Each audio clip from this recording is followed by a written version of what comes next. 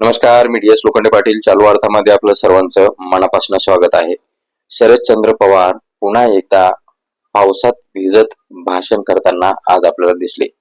इचलकरंजीचे महाविकास आघाडीचे उमेदवार यांच्या प्रचारार्थ आले असता नेमकं ते उभा राहिल्यानंतर पावसाला सुरुवात झाली आणि त्यांनी पावसात भाषण केलं. हे त्यांचं पावसातलं दुसरं भाषण. पण त्यांनी एक गोष्ट बोलायला विसरली नाही, ती म्हणजे पावसामध्ये मी ज्यावेळेस भाषण करतो त्यावेळेस नक्की काहीतरी चांगलं होत असतं.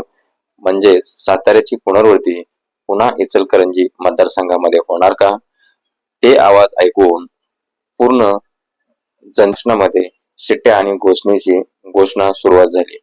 म्हणजे शरद पवार पावसात भिजले म्हणजे काहीतरी वेगळं घडणार, ही अशी संकल्पना आता लोकांमध्ये आलेली आहे.